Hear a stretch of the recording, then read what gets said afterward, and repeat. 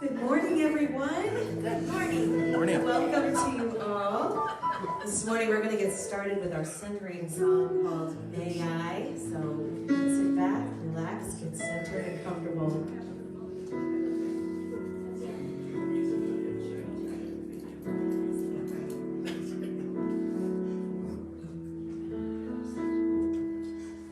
May I see with the eyes of love.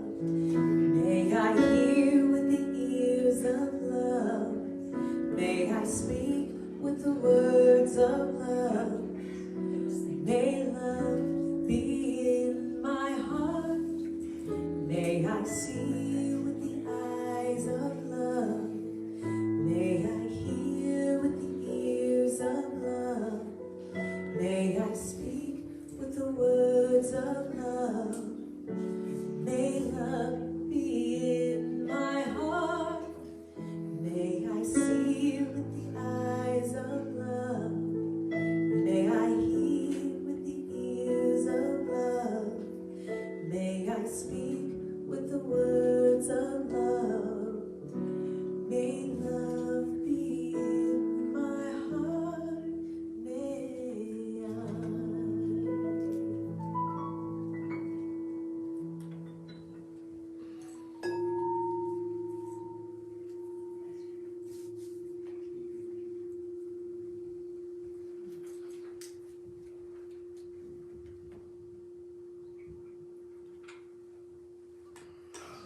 And yes, you absolutely may see with the eyes of love. For that love is God, and God is love.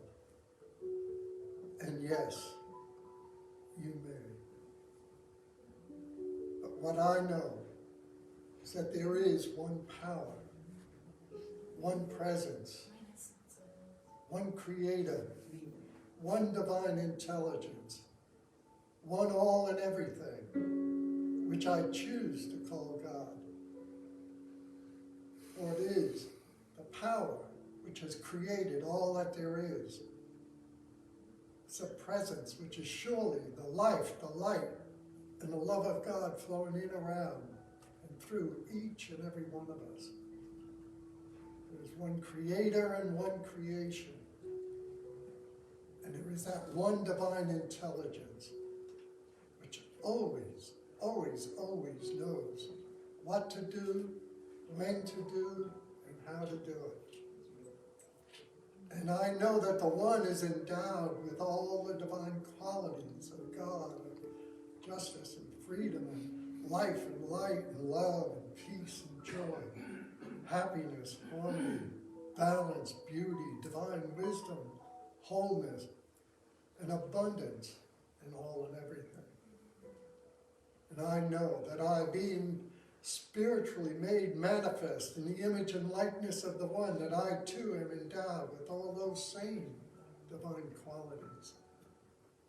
For it is my birthright, and I know that I am that which thou art, and thou art that which I am. And as I know this to be true for myself, I know this to be true for each and every person within the sound of my voice. And I know and declare that today's service flows with grace and ease. And that the message given by Rev Katherine resonates and touches and brings out joy and happiness in each and every one of us. And I know and declare that the music is simply marvelous. I call it all good because it is all God. And God is goodness itself. So I simply allow it to be, and so it is. So it is. Woo! So, We are at church. Look at that. Can we get some love? Wow, I feel like, okay, are we ready for lunch? No. Good morning, everyone. I'm Rev Katherine Economou, and it's my joy to welcome you here this morning to the Center for Spiritual Living, Temecula Valley. Can we give some love to our music team, Danielle? And we're so glad you're here. I want you to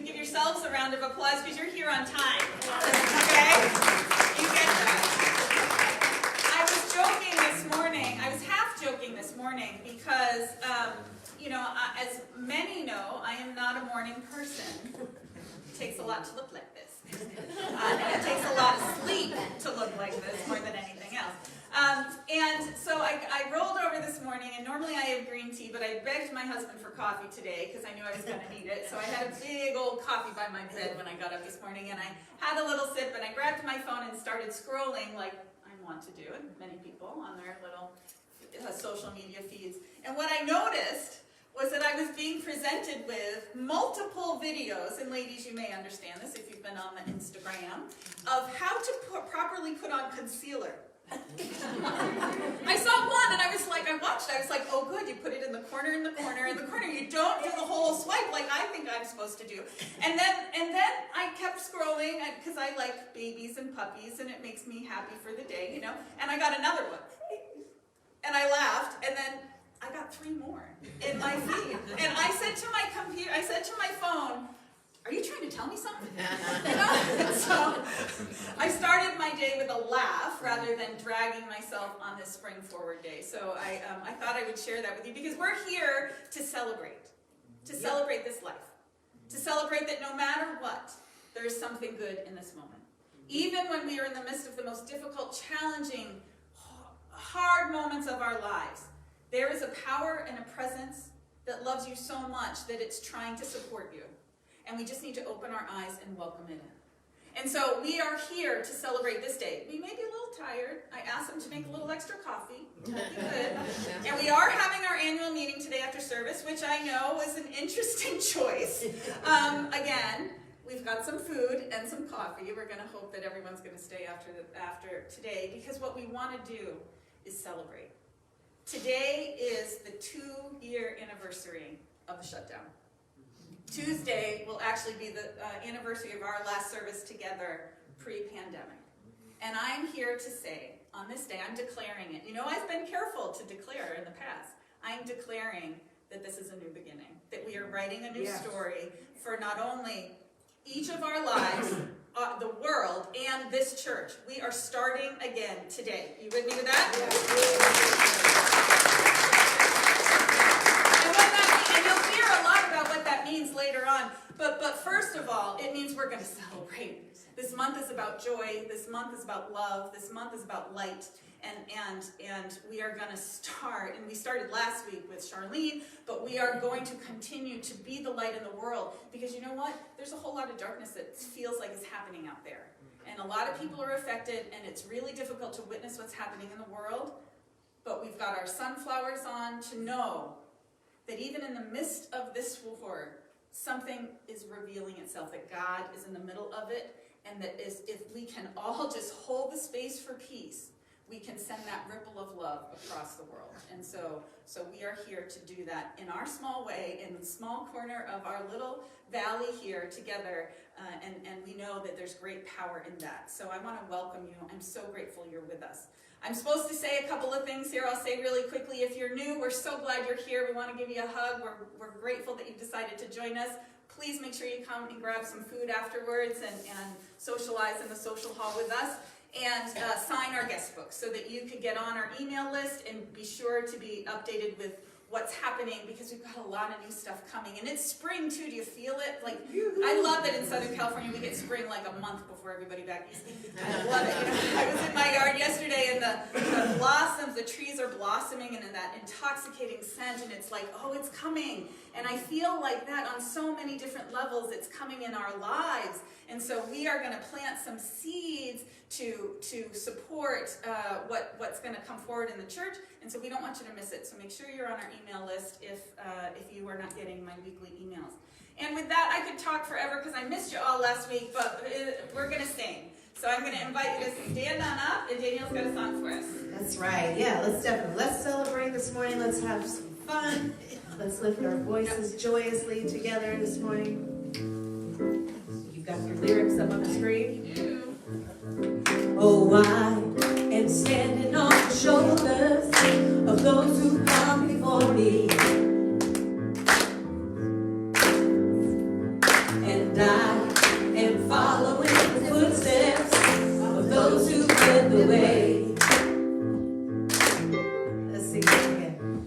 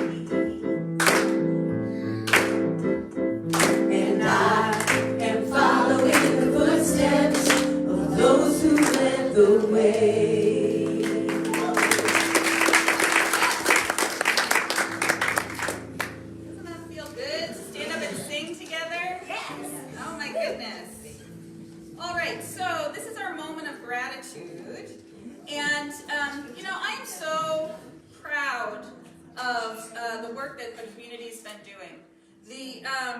We had this initiative last year for our diversity and inclusion. You've heard me talking about it if you've been here. And our diversity and inclusion team has put together a program through the year of events that you'll hear about, but we're also wanting to honor those moments in, that come up. And so this month is Women's History Month. And so, Emily, I'm going to invite you to go onto that. Yeah, Emma Curtis Hopkins. So, talking about standing on the shoulders of those who've come before us, talking about standing on the shoulders of the power of new thought. This woman, just look at her face. This woman, I'm going to say it, I'm sorry, is a badass. Okay? This woman is like who you want to be, who we want to raise, okay? And so you can look at her, she looks a little stiff, doesn't she? She is not. This woman is one of the most powerful new thought founders that there is. Emma Curtis Hopkins came up in Christian Science. She was the right hand to Mary Baker Eddy, who was the founder of Christian Science. And Mary Baker Eddy was another stalwart of a woman. And what happened was there was a huge rift because Emma Curtis Hopkins realized that there are multiple ways to connect with the divine presence, and that she was truly a mystic and knew and could see differently, and she was a healer. And it bumped up against Mary Baker Eddy's idea that there's one way, it was her way or the highway. And Emma Curtis Hopkins was not afraid to stand up and say, hey, this isn't right. And she got kicked out. But that was the best thing that ever happened to her, because what she did, now by the way, we're talking the 1860s, 1870s, 1880s, all right? Oh, she was a single woman, her husband had died, she moved to Chicago and started her own seminary, her own school, and started training healers and started doing this work. And powerful work that she was doing. She was the teacher of teachers. She's called the teacher of teachers because everybody, most everyone who from the New Thought movement, divine science, unity, religious science, studied with her. Ernest Holmes, the founder of religious science, was Emma Curtis Hopkins' last student. He showed up at her door, and she was retired. She was in her 80s. She was like, yeah, dude, no, I'm done. But Ernest Holmes knew that there was something there for him, and he would not take no for an answer, and he kept coming back to her door. And finally, she let him in, and he sat at her feet, and she taught him at the end of her life. And what she had gotten to at that moment was amazing understanding, deep sight, and that mystical knowing. And so her work is infused so powerfully in the science of mind philosophy that we study and we live and we learn. And her willingness to stand up in her own power and know truth, even though all of society said that she shouldn't be doing what she's doing, all of religion said she shouldn't be doing what she's doing, and everybody basically said, you're crazy. 145 years later, here we are because of her work. And so what I want to do for our moment of gratitude today is to give a standing ovation to Emma Curtis Hopkins. So I'm going to invite you all to stand up and let's give it up.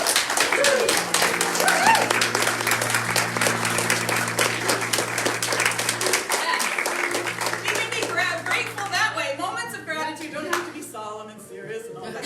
We can be joyful about this and celebrate the badassery of women whose shoulders we are standing on, and that's the last time I'll swear today, I hope. Okay, with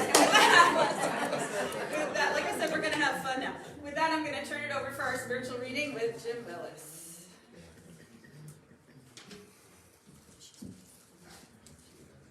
Wow, thank you, Rev Katherine. Woo, mercy. Our spiritual reading for today comes from the book for this month, Happy for No Reason. 7 Steps to Being Happy from the Inside Out by Marcy Shimoff. Studies around the world show that when people are asked to rank what they want from life, they put the desire to be happy at the top of the list. More important than wealth, status, a good job, fame, and sex. This is true for people of all cultures, races, religions, ages, and lifestyles. And research shows how vital happiness is. Happy people live longer, are healthier, and have better relationships. In fact, happiness leads to more success in every area of your life. Unfortunately, many people are not experiencing much sustained, authentic happiness. Less than 30% of people report being deeply happy. 25% of Americans and 27% of Europeans claim they are depressed. And these numbers have skyrocketed since the pandemic. Although our lifestyles are now better than ever, we're unhappier than ever. It seems that the more gadgets and goods we gather, the worse we feel. The question we want to answer is, how can we be truly happy? Well, when you're happy for no reason, you bring happiness to your outer experiences, rather than trying to extract happiness from them. You don't need to manipulate the world around you to try to make yourself happy. You don't need to accumulate wealth or status. You simply live from happiness rather than for happiness. And so it is. And so it is.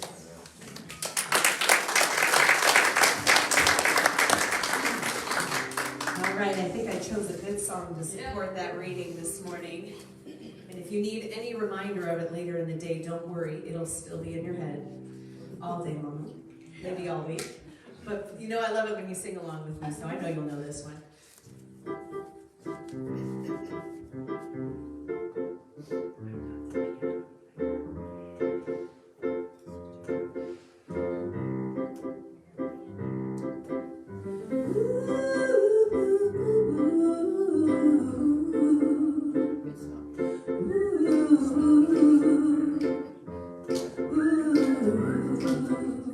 Yes, the whistles.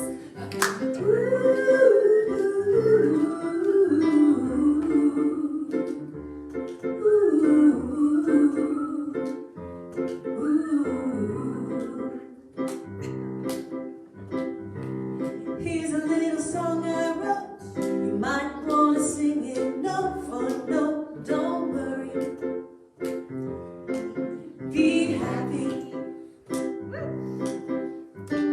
In every life we have some trouble.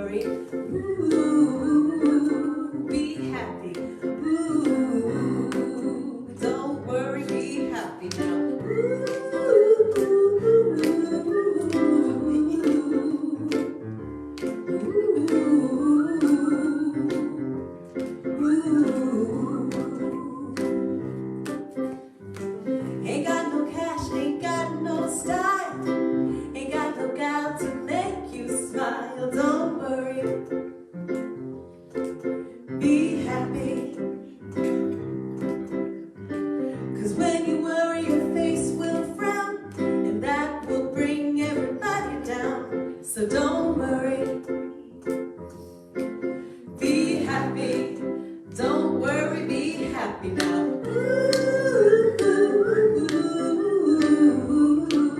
Don't worry. Be happy. Don't worry, be happy now.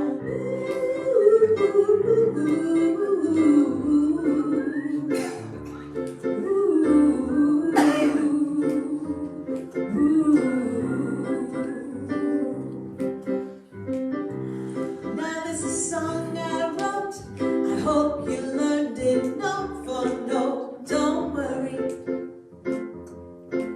be happy. Now listen to what I said. Sometimes life will bring you trouble. Don't worry, be happy. Don't worry, be happy now. Don't worry, be happy. Don't worry, be happy now. Don't worry, be happy.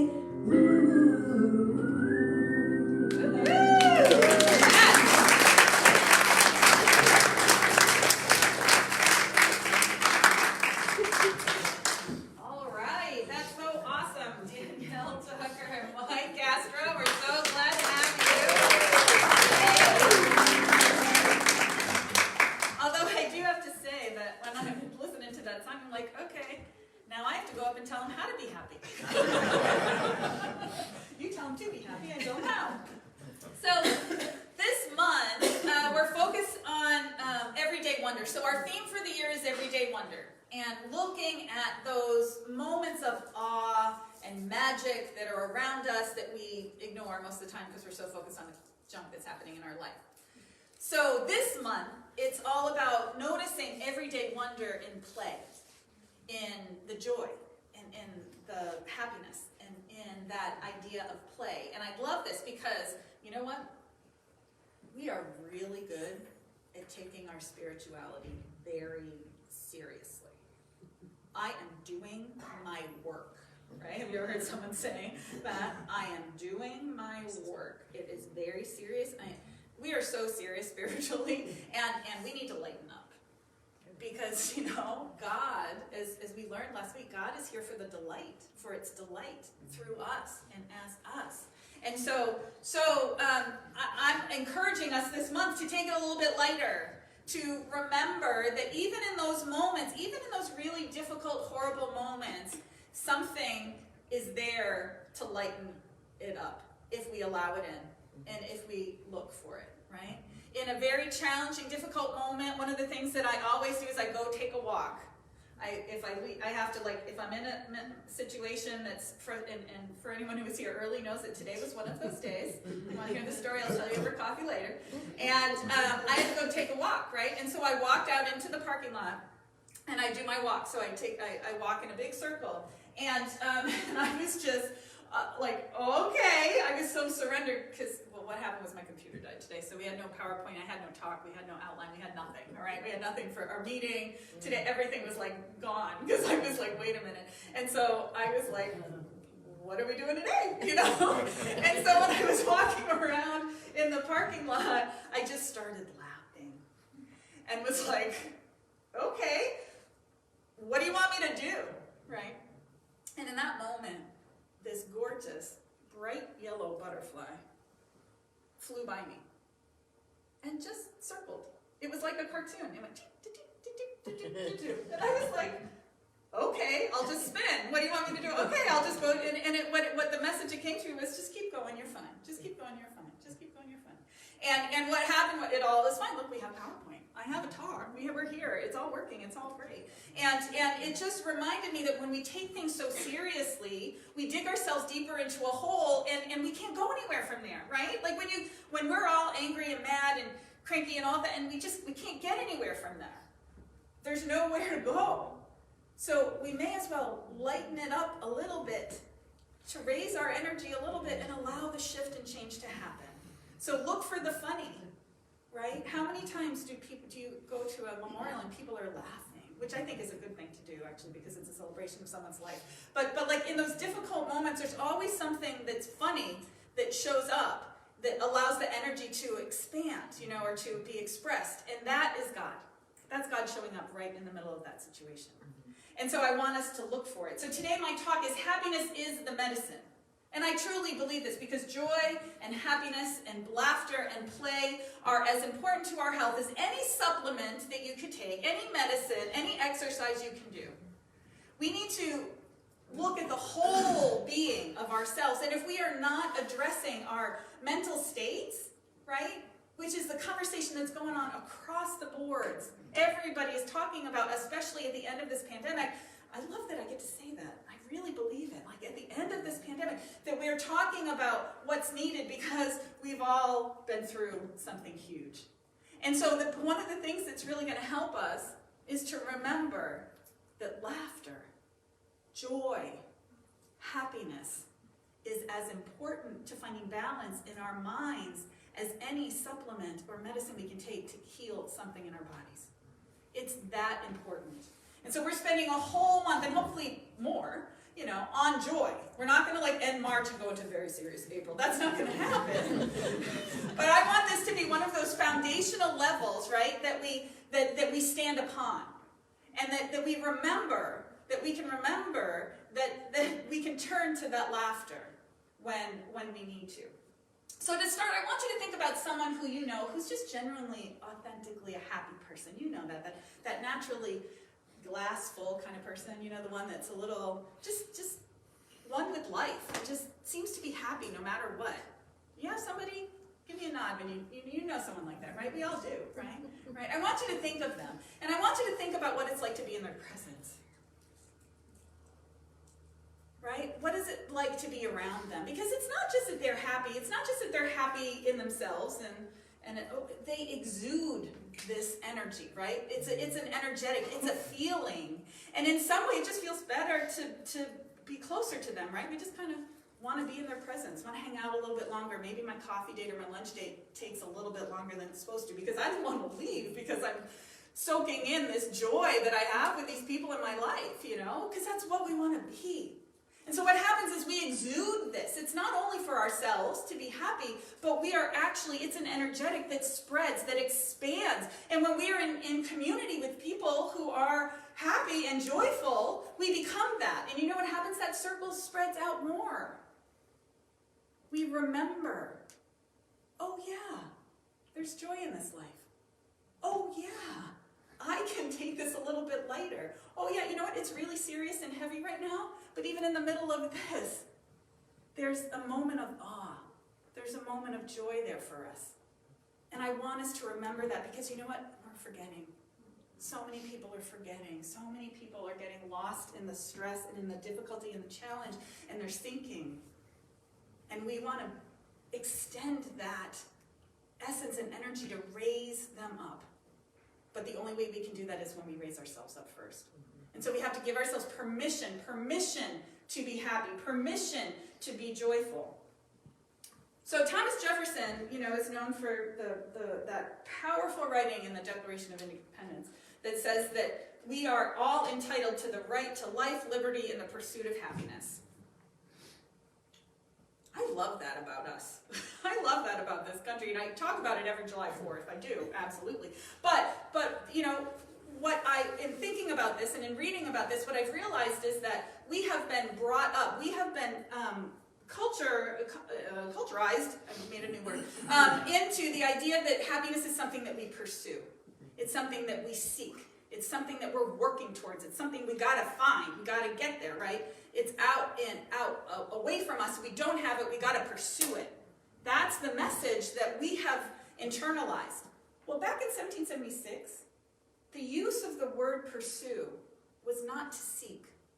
It was not to find. Pursue was meant to practice. Pursue meant to do it regularly and make a habit of it. Take that in for a second. To practice happiness rather than pursue it. Because what does that mean? That means that it's not outside of us. That means that it's not something we got to go looking under rocks to find. It's not something that we need to kind of go and find outside of us. It's something that we practice. We practice being happy. We practice being joyful. We practice that. We make a habit of it. And so that was really powerful to me because it reminded me that even happiness is a spiritual practice. I'm constantly reminding us of spiritual practices, and everybody's like, oh, she's going to give me something else to do. Oh, I got to meditate, and now I got to journal, and now I got to practice happiness. Well, hello, practicing happiness is a great thing. And when you're laughing at watching Seinfeld reruns or Modern Family like I did last week, it's a hilarious show. It's really funny. But so when, I'm doing my spiritual practice. You can text me, Rev Katherine. I'm doing my spiritual practice. I'm watching old, I don't know what's funny. I don't know what's funny anymore. Say that again? I Love Lucy, right. Watching I Love Lucy. I'm doing my spiritual practice, Something that being happy is just as simple as making up your mind to be happy. And that I've read a lot of books on happiness, and some say you just have to decide to be happy. Oh, come on. Oh, come on. Yeah, on some level I get that it is a decision. It is a choice we have to make. I get that. But it's not that easy. That's when you get the part of your brain that I can hear, by the way, that says, but you don't know my situation. You don't know what's going on in my life. You don't know how, this is hard. And I get it. Yeah, absolutely. So how can you just decide to be happy? The challenge is this, and I've talked about this before, and I love neuroscience. And it cracks me up because when I was a child, and I'll tell you an aside, I'm already doing it, sorry. When I was a child, my dad, so my sister is 3 years older than I am, and my dad taught us before, I could even remember. One of my first memories of being the party chick, right? He would bring the girls out at the parties and say, okay, Elaine and Kathy, what are you going to be when you grow up? And she would say, what is it? I'm going to be a neuroscientist. And I would say, and I'm going to be a brain surgeon. And he instilled that in us so early. But I love neuroscience now so much that I almost wish we had switched it because maybe I would have gone into that. So what neuroscience is teaching us is this, is that they used to believe that by the time your brain developed, right, in your early 20s, that our modes of thinking were set in stone. Our brain was like stone, it was set, and there's no way of changing your patterns of thought. But what modern neuroscience has taught us is that these neural pathways are flexible. And yes, if you have a habit of thinking in one certain way, it actually makes a groove, and it's a literal groove. It's a literal groove. And when you think that way for a long, long time, it's a deep groove, right? It's a very deep groove. But the best part about it is that we can change them. That's why science of mind is so powerful, because when we change our thoughts, when we change our habits of thinking, our ways of looking at the world, our ways of relating to things, the pathways in our brain start to change. And so we have habits of negative thinking, if we have habits of disappointment, if we have habits of not enough, if we have habits of all the things I'm going to talk about in a minute, then we are not able to move into that place of just decide to be happy. That's why that's so hard. But when we practice, when we awaken to the fact that this is important, and we start to practice, right? We take Thomas Jefferson's suggestion and we practice happiness, we can start to cut new neural pathways in our minds and in our brains, and things can actually change. We have to allow ourselves to the time and commit to a period of time to do this practice so you can start to see change. Because you can't walk through one day and say, okay, I'm going to do this today, I'm going to do this practice today. And then the next day you wake up and you're cranky and you say, see, Rev Katherine, it didn't work. You don't think I know that you do this? I know that you talk to me when you're, I'm just kidding. I know you do. So we can, when we have some concentrated practice in this way, we start to raise and change our levels of happiness. The Dalai Lama in his book, The Art of Happiness, wrote, "One begins identifying those factors which lead to happiness and those factors which lead to suffering. Having done this, one then sets about gradually eliminating those factors which lead to suffering and cultivating those which lead to happiness. That is the way." For my Mandalorian friends, this is the way. This is the way. So we start to get, I guess there's not a lot of Mandalorian friends in the room. Okay, great. I think I'm so funny. So do we. I'm not. All right, so the idea is you start to look at those things that bring you more joy, and you look at those things that bring you less joy. And what do? We start moving towards those things that bring us more joy, and we start moving away from the things that bring us less joy. That's pretty simple. Okay, we can do that. I can start to look at that. So what I want to talk about today is what gets in the way of this. What gets in the way of this idea of being happy for no reason. I love the book for this month. We've got a couple more copies in the bookstore. I am loving this book, I have to tell you. It's really great. It's a simple way to look at what it could be like for us to just be content, to be happy, and what gets in the way of it. And so I'm going to share a couple of the things that get in the way of our happiness. And one is, there are two myths. One is the myth of more. The myth of more. And we all know that one, right? The myth of more says the more you have, the better you'll feel.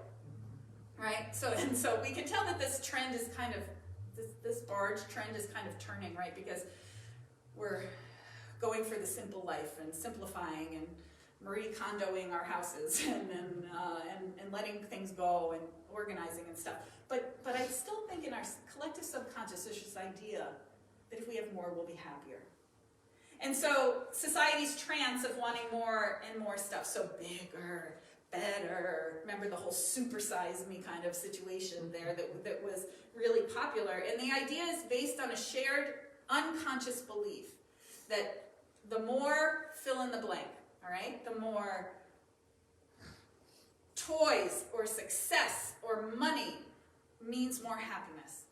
And it's just not true. It's just not true. Research has shown time and time again that the more money and stuff that we have, that it doesn't make you any happier. Though I do love one of my favorite cartoons is of two men sitting in an office, and the guy's sitting in the office chair, and he's sitting there and he looks at the other one and he says, all I want is the chance to prove that money can't make me happy. Right? So on some level we know that it won't, but we want to prove that. I just want to make sure that it won't.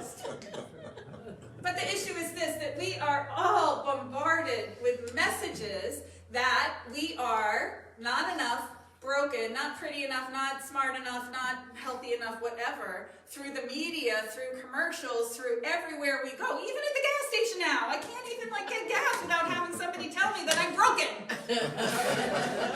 I just want to fill my tank.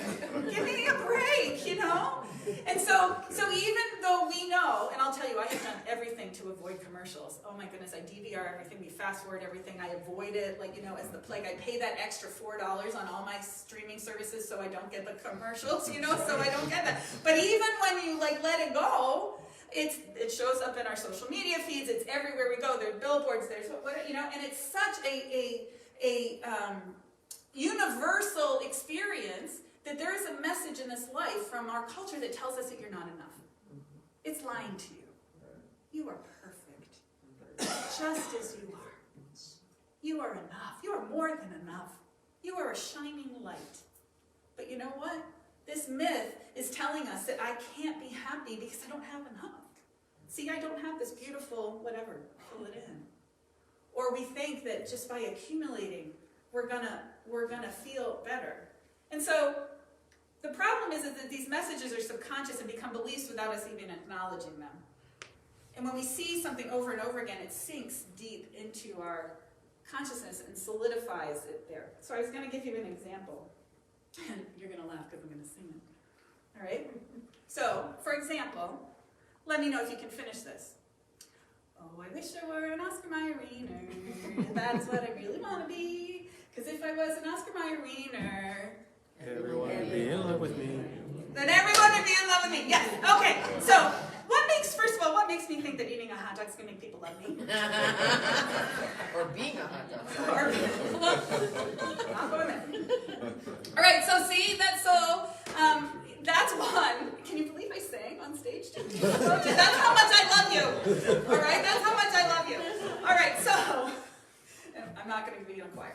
All right, so that being said, right, like, so it's some of these messages are so subconscious and they're so deep in our minds that we live that. So it takes conscious effort for us to realize that I am enough, that I do not need more to make me happy, that I can be happy with what I've got and satisfied.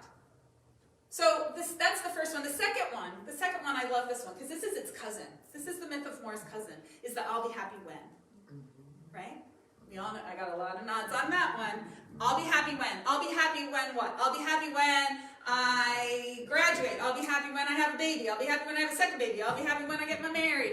I'll be happy when I retire. I'll be happy when I lose 5, 10, 500 pounds. I'll be happy when what? I don't know what it is. You know what I mean? Fill in the blank. Yeah. Well, let me tell you, you may be for a minute. There is satisfaction in setting goals and working towards them. Absolutely. That's going to be another sermon, July. So, But now, what it is now is that happiness lives in the moment. Happiness can only live now. It's not going to live then. True happiness, authentic, lasting, contentment, peace of mind, beingness. It is going to be here now. So we do have to choose it. We can't push our joy off. We can take the situation, the fullness. So what I want you to know about yourselves is you are so much more powerful than you think you are. You can stretch to hold it all. You can stretch to hold the sadness and the difficulty and the fear and the worry and still have joy and still be happy. You can do that. You are so powerful and you're able to do that. We are all able to do that. And that is what we're called to do. Not to be an Oscar Mayer winner. Right? So how do we build our happiness? Remembering, we have to remember our spiritual truth. So when we are faced with a difficult moment where we can't seem to budget, we can't seem to get out of that difficulty, that pain, that sadness, whatever it is that we're feeling, we need some guiding principles. And so I pulled 3 of them out. These are, and you all know these. This isn't anything that you haven't heard before. And even if you just walked in today for the first moment, you know these things. But I'm going to remind you of them so that this week we can practice this. So there's 3 guiding principles. The first one is what expands makes you happier. That's the law of expansion. The second one is the universe is out to support you, the law of universal support. And the third one is what you appreciate appreciates, the law of attraction. So when we realize that we are in our own way of our happiness, we can do something about it. That's the best part. That's the part that makes us free, is that when I realize that I am the one who's holding myself back from being happy, I'm the one who can change it. So I just got to get my butt off the chair and figure out how to do that. If I want something to change in my life, something has to change in my life. And I'm the one who has to be willing to allow it to change. So what expands makes you happier. Okay, we're going to do a little experiment. Because what science has proven is that everything is energy. And energy does 2 things. It expands and it contracts, all right? So everything we think, we say, we do, we experience is either supporting us in experiencing expansion or contraction. And what I love about this whole idea of happiness isn't energetic. This is my jam. Because I work with energy. I feel things. I'm a little bit of an empath. I'm a lot of an empath. And just really understand and see how when we are connected to our energetic experience, it deepens our spiritual path. It deepens our spiritual walk. And it really allows us to take that next step. So, That being said, what I want you to do right where you are is I want you to close your eyes, and don't worry, no one's going to look at you. I'm not going to turn the camera on you, don't worry. I want you to close your eyes. I want you to hunch your shoulders. Well, first, don't close your eyes yet. You got to look at me first. I want you to hunch your shoulders over. I want you to make your fist, and I want you to frown really bad. I'm not going to even look at you, okay? I want you to frown, so close your eyes now. And I want you to breathe a lot, like go like you're mad. All right. How does that feel? Popcorn it. Tell me, how does that feel? Yucky, tight. What else? I didn't hear. Small. Heavy. Yeah. Okay, we don't like that, do we? Okay, shake that out. All right, everybody, now I want you to stand up, and you're going to take a step away from each other. Sorry, I'm making you do it. I'm making you stand up in church. I know. This is not the Greek Orthodox Church, but we're going to do it anyways. You all just did it. All right, so again, you're going to... careful, don't close your eyes if you get dizzy. All right, I want you to put your arms out like this. I want you to smile big, up in the sky, and I want you to breathe. Just a nice big breath. All right, and then we're going to laugh a little. Ready? This is laughter yoga. All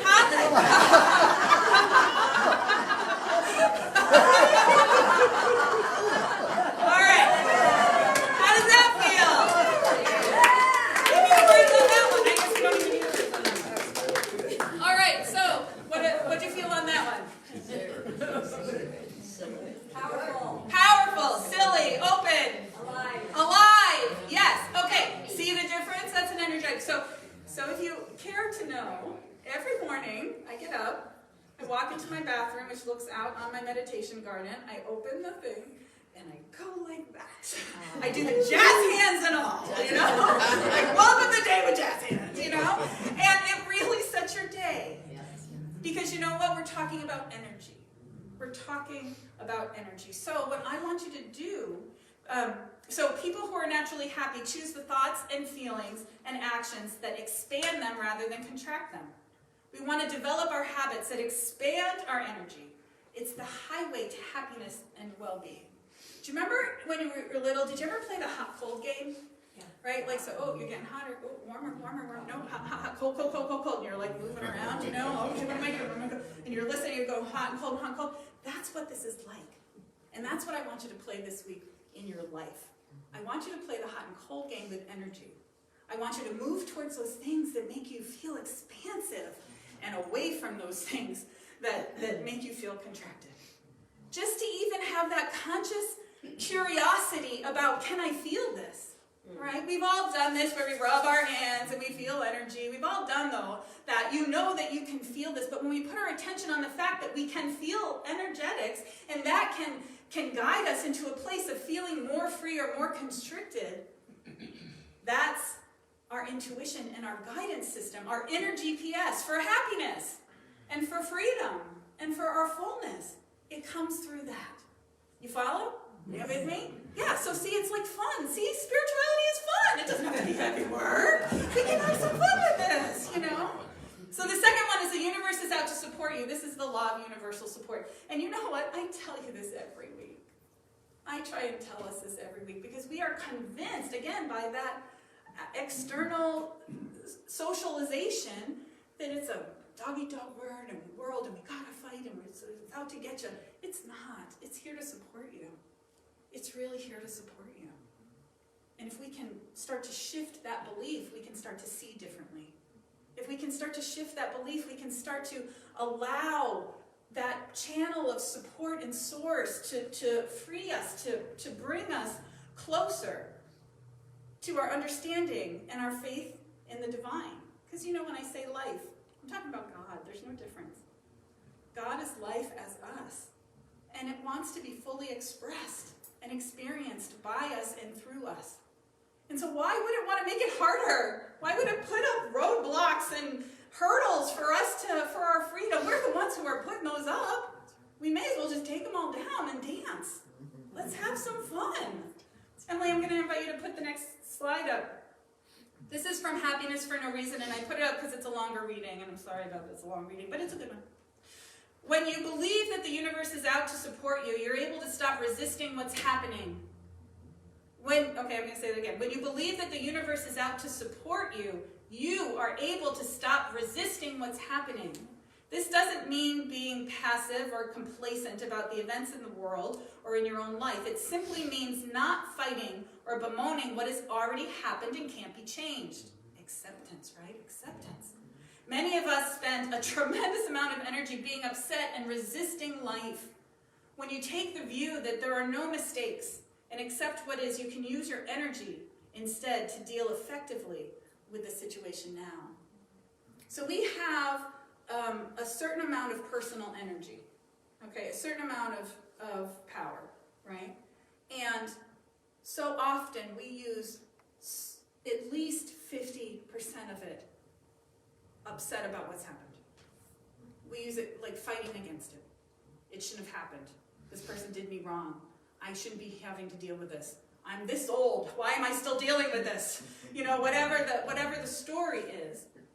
And so it takes our energy down to be able to move in the creative mode and want to start to move forward and create what it is that we want. If we could harness all of our energy, can you imagine that? And part of it is difficult. It's a difficult challenge to accept what is, especially when that means illness, especially when that means job change, or change. Let's just put it in change. Any change. Oh my gosh, try and change something. Nobody wants to change anything. You know what I mean? It's hard to change.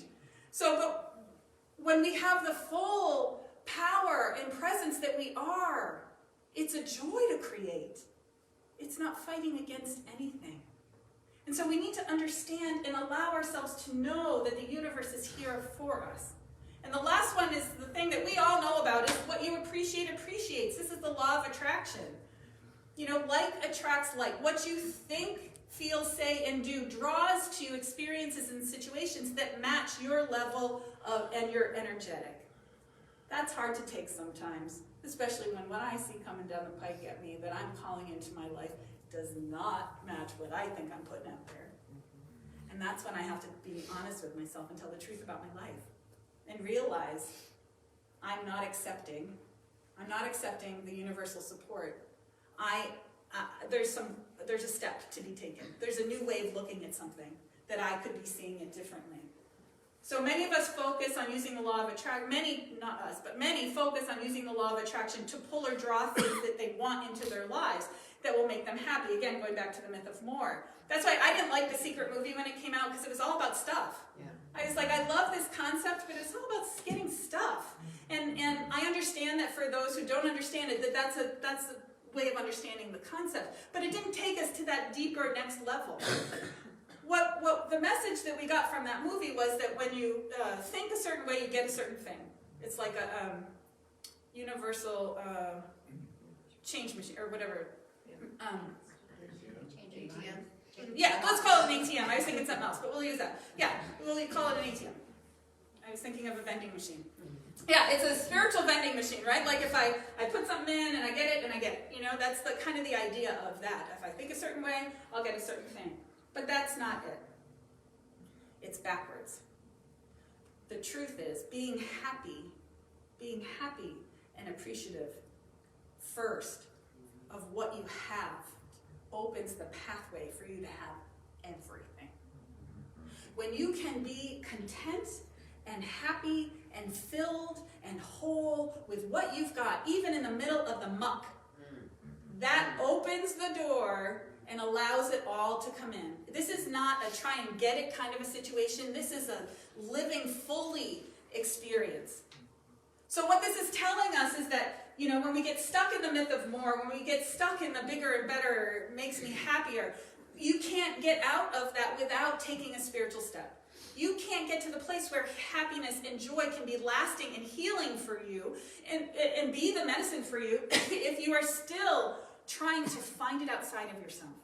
That thing, that person, that situation that will make you happy.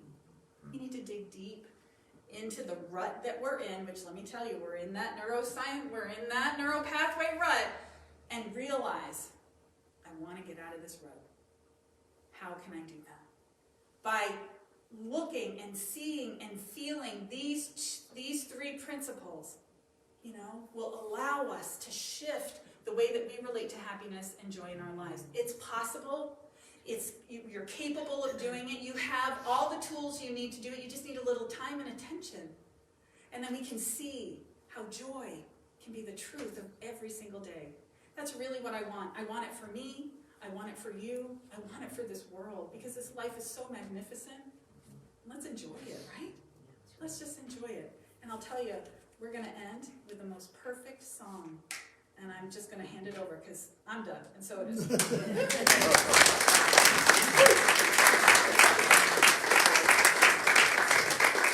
Get ready.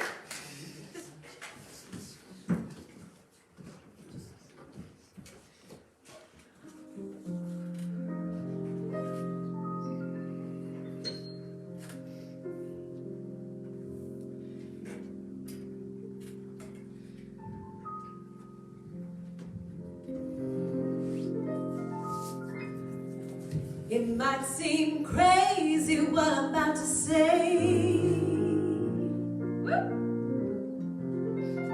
Sunshine, she's here. You can take a break. I'm a hot air balloon that can go to space.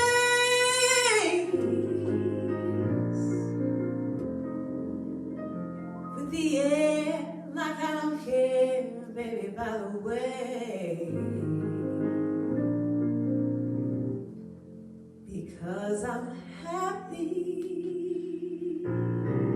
Clap along if you feel like a room without you. Because I'm happy. Clap along if you feel like happiness is true. Because I'm happy. Clap along if you know happiness is true. If you feel like that's what you want to do, come bad news, talking this and that. Well, give me all you got and don't hold back. Well, I should probably warn you that you're just fine. No offense to you, don't waste your time. Here's why, because I'm happy. Come along if you feel like a room without a roof. Because I'm happy. Come along if you feel like happiness is true. Because I'm happy. Come along if you know happiness is true. Because I'm happy. Come along if you feel like that's what you want to do. Bring me down, can't bring me down. My level's too high to bring me down. Can't bring me down, can't bring me down. I said my level's too high to bring me down. Can't bring me down. I said my level's too high to bring me down. Because I'm happy. Come along if you feel like a room without a roof. Because I'm happy. Come along if you feel like happiness is true. Because I'm happy. Come along if you know happiness is you. Because I'm happy. Come along if you know that that's what you want to do.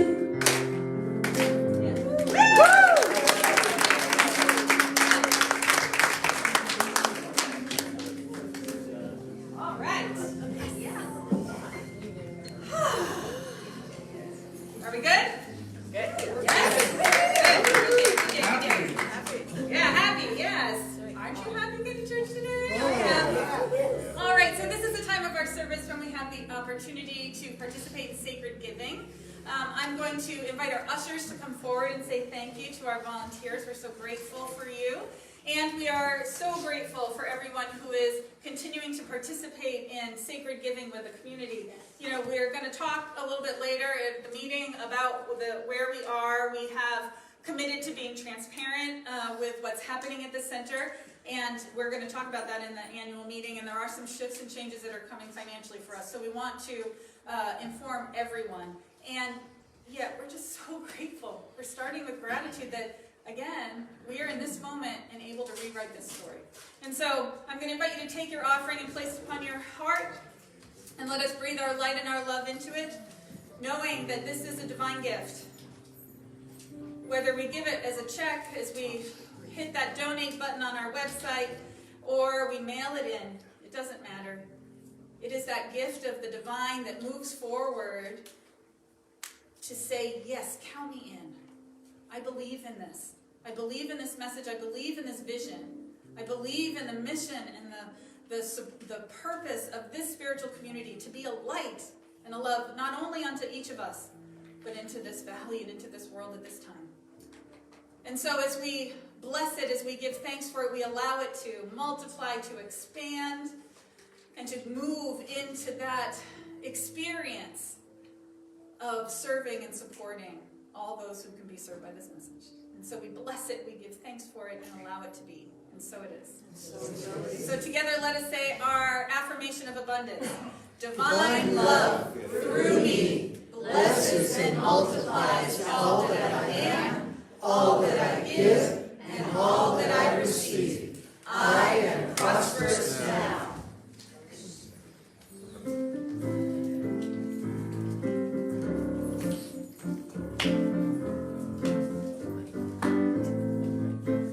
God is my source. God is my power. God gives me everything I need. So I give thanks for all my blessings. God gives me everything I need. God is my source. God is my power. God gives me everything I need. So I give thanks for all my blessings. God gives me everything I need. So I have our announcements for today. I'm going to go through them a little bit quickly. Our book study is starting back up this Wednesday, and their book that they're reading, we have a couple copies in the bookstore. It's Fear: The Essential Wisdom of Wisdom in Getting Through the Storm by Thich Nhat Hanh. And so that's actually the book that we're reading. I think it's for next month. Oh, it's for May. It's the book that we're going to use for May, but they're going to start it now. So there's a few in the bookstore, and it starts this Wednesday. Our men's ministry is meeting on Wednesdays. See Michael Summers about that. Our Sisters in Spirit group meets on the third Thursday of the month. Is that this Thursday? Yes. Okay, so that's this Thursday at 9 a.m. at Journey's Restaurant in Temecula. Our community connections happening on Wednesday evenings. I'm still doing it. We still have 4 or 5 people who come. We have a great conversation on Wednesday nights. It's organic. It's laid back, and it's there for me to have one-on-one connection with me. So that if you have something going on in your life, or you want to have a discussion about something, that's the perfect place to come. Because we have about 45 minutes of discussion. Sometimes we do sharing individually, or we have a discussion topic, and then we do about 15 minutes of meditation. It's a really lovely time, and it's a little gift, and I just would love to have people come join us if you'd like to. Our Gifts of Spirit group with Ann Woodward are planning a spring offering for May 22nd after service. So what they're looking at creating an afternoon like a bazaar, not bizarre, not bizarre, bazaar. Yeah, so it's not bizarre, it's a bazaar. Voice and diction major. Not minor really, but and so this is going to be a fun day with vendors. If you've got wares to sell, jewelry or crafts, we're going to do some. There's going to be some artists and some poetry and food and fun in the afternoon after service. And so that's going to be May 22nd. And so right now she's gathering people who want to participate, who want to share their wares. So if you know someone, or if you or someone you know would love to do that, we'll have more information coming out in the next week or so, but Ann Woodward is the one to see about that. And it's going to be a great day, so we're excited about that. Our annual meeting is today after service. So we're going to finish up here. I'm going to invite everybody to go get some coffee and a snack, and then come back in 15 minutes, because it's going to take us 15 minutes to get set up, and then we're gonna motor through this. It's not a huge long. You're not going to be here for the whole day, but please join us for that informational time. And we want feedback too. We want to have the conversation. We are having a board election too. So the last thing I have is our diversity and inclusion program 2 weeks from today, I'm so proud of this, I'm so excited about this. One of the things that we have heard over and over again in this end of COVID time is that people feeling disconnected, that they miss people. And one of the best things that happened when we started to open up the social hall a couple months ago was that people sat at these tables, and a couple times we had to say, we need to close, I'm sorry, you gotta go home, and I hate doing that, But what we realized is that people are wanting connection and yearning for that again. So we're gonna combine that with one of our diversity and inclusion events. We're doing an event called Listening is an Act of Love. Now this is based in if you're familiar with StoryCorps, and there's I forgot what it's called. I had it here. The Human Library. Have you heard of the Human Library? There's a Nordic country where you could go to the library and you check out a person, and you sit with them and you have a conversation with them. And so what we're going to do is we're going to have a great potluck. Invite everybody to participate. Bring a potluck dish to share, and we're going to sit at tables of 4 people. And over an hour, everyone's going to get 15 minutes, and we're going to answer a question or to tell a story about themselves, and for us to have some interaction. So we're going to be in tables of 4 and have great food, because our potlucks are amazing. And we're going to have some fun, wonderful time together. And it's not going to be hours long. It's not like whatever. But we're going to listen to each other so that we can tell our stories and we can hear other people's stories and we can deepen these relationships. And I'm so excited about that. I'm really hoping that you're going to join us for it, because it's going to be a lovely day and a lovely experience. And that's what I've got for announcements. I want to remind you that we've got food in the social hall. I want to remind you that our prayer request is back on the table, and our practitioners are available after service for prayer. If there's something going on in your world, we never want you to leave here with something heavy on your heart or on your mind. Please ask for a prayer. Our practitioners want to support you. And if you fill out a prayer request, it goes in and it goes out to all of us, and the whole team will hold you in prayer. And that's a lot of talking, so I'm going to take a breath. And now we're going to pray. So I'm going to invite you to just join me in consciousness. How good it feels to smile. I want you to smile. Usually I say smile softly to yourself, but you know what? Today, smile big. Just smile. For I know that God is right where we are, and that is enough to make us smile. That powerful presence, that source of all life, all light, all truth, is right where we are. This breath, this word, this thought, Spirit is so close and loves us so much that it wants that joy to bubble forward. And as we put our attention upon that, it comes forward. It expands. What we appreciate, appreciates. And so let us breathe into this moment and know that this is a day of joy. It is a day of light. And as we allow ourselves to feel this, to stretch wide enough to hold all of life and to feel the joy, it rises in the consciousness of all beings everywhere. It's the same with peace. As we allow ourselves to find that place of peace and of comfort, it rises in the consciousness and the experience of everyone everywhere. Prayer works. And so in this moment, I am knowing peace. I'm knowing peace for each and every one of us. I'm knowing peace across the land. I'm knowing peace in Ukraine. I'm knowing peace in Saudi Arabia. I'm knowing peace everywhere. And I'm knowing that the perfection and the wholeness and the love and the light of God reveals itself unto each and every person in the perfect way to allow us to remember that we are one, that we are not alone, and that joy is our true nature. And so I see this. I know it, I claim it, I celebrate it, and I give great thanks. I appreciate this moment, for this is the only moment where joy lives. And this moment, and this moment, and this moment. And so it is.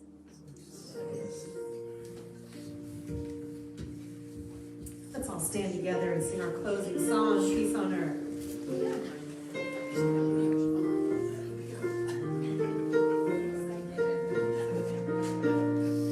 Yes, there is peace on earth, and it has begun with me. Yes, there is peace on earth, the peace that was meant to be. With God as our tower,